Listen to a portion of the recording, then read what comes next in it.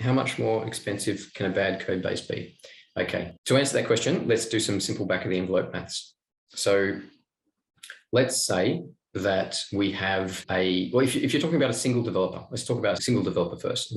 Imagine it's a small project. You've got a single developer that's on board for it, whether that's internal, external, whatever, doesn't matter.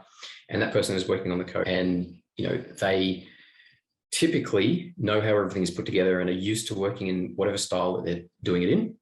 And now imagine that this particular developer leaves the project and hands this over to someone else. If it's a bad code base, I would expect that single developer's effort required could be 5-fold, 10-fold worse. So imagine that you're paying this developer, let's use round numbers, $100,000 you're paying this developer, for their time in terms of salary. And then imagine that they are 4 times slower, or, that's taking them 400% more than it really should be. Well, I would argue that then for a year, every year that this is going on would cost $75,000. If you're talking about a larger team, the costs just go up and up and up. So when I talk about the actual cost, it has to be within reference to what you need to achieve. Because if you're not doing anything in the code base, you don't need to make any changes, well, you're not actually paying anybody to do those changes, and therefore it doesn't have a cost. But as soon as you need someone to fix something, that could be fixing a bug. As soon as you want to add a feature, then you've got developers working in that code. And as soon as you've got developers working in that code, they're going to have a particular velocity, like a maximum throughput that they can get work done.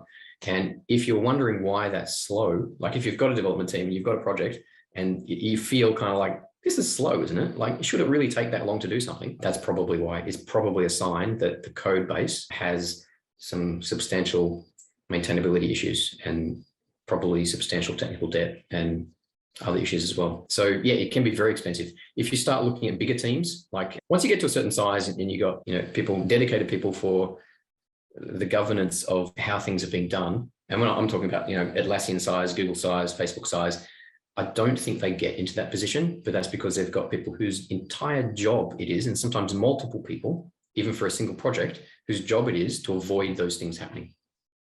That's simple.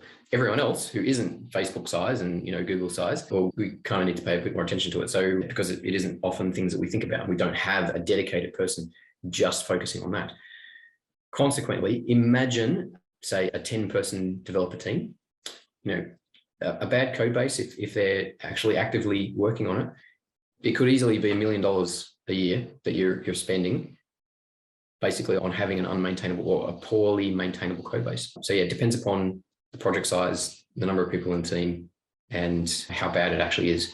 On the flip side of this, if you have, and like with the consultant, okay, backing up a little bit, we don't tend to, at least not in the recent history, do much velocity consulting, partly because we've got a lot of project work going and we don't really have time for the consulting. But the point is, when we were doing velocity consulting, one of the things that we would focus on would be, well, how can we improve the speed of the development team? You look at, well, what does the code base look like?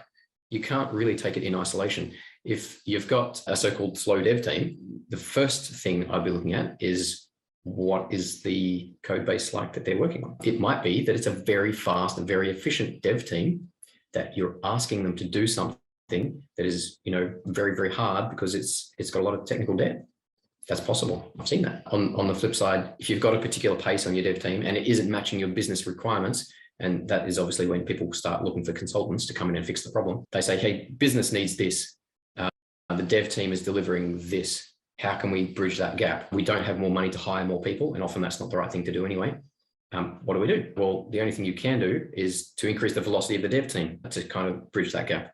And if you're talking about increasing the velocity of the dev team, you have to look at the various factors that go into that. And 100%, one of those factors is, do we need to look at, the architecture, the patterns, the maintainability, really, of the code that they're working on?